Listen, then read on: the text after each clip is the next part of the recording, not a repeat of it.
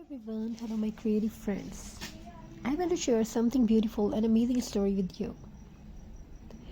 In a small quiet home, there lived a heart that believed beauty does not need to be expensive. It's only need time, love and gentle hands.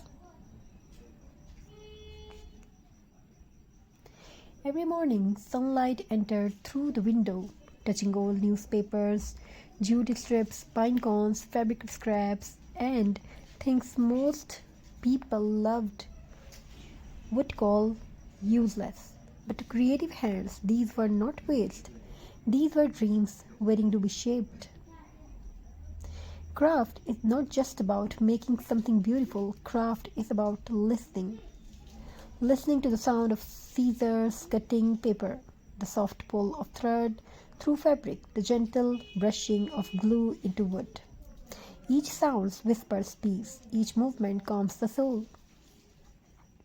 Once these hands felt tired, life felt heavy, words were hard to find.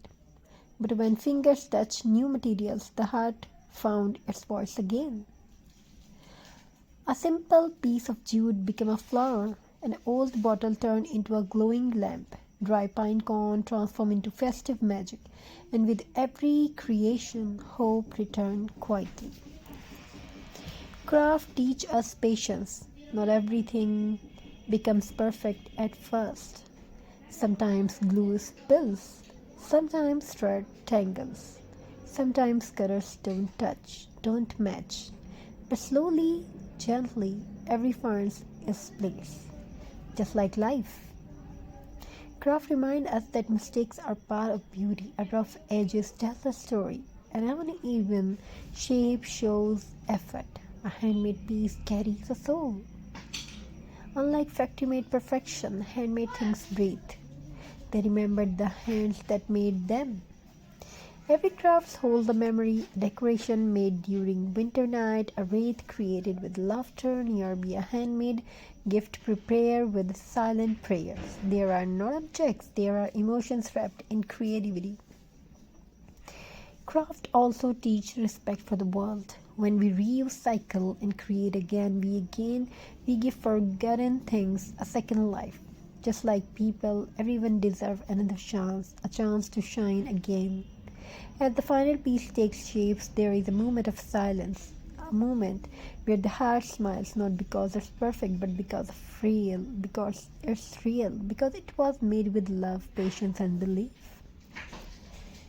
Craft is therapy, craft is meditation, craft is a quiet conversation between the heart and the hands. In a noisy world, craft teaches us to slow down, to breathe, to create, to heal.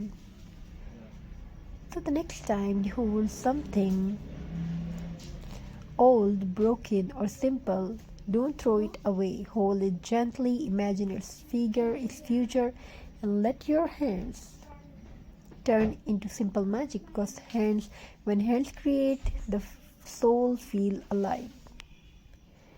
Thank you for crafting with love. Keep creating, keep dreaming. Hope you enjoy these ideas and designs. We want to share something amazing and beautiful story with you.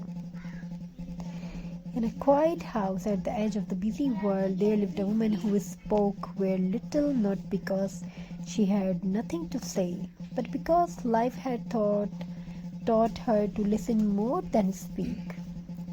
Every afternoon, when the noise of the streets faded, they sat near a small wooden table to the window. On that table lay simple things, old prayers, pieces of jute, buttons without pairs, dry leaves, broken bangles, empty bottles. To others, these things meant nothing to her. They were waiting. She believed that everything abandoned still carried a story. One day, as the wind moved the curtains gently, she picked up a rough piece of jute. Her finger traced its uneven surface, and suddenly memories returned of childhood afternoon, of hands learning to create, of moments when silence felt safer than words.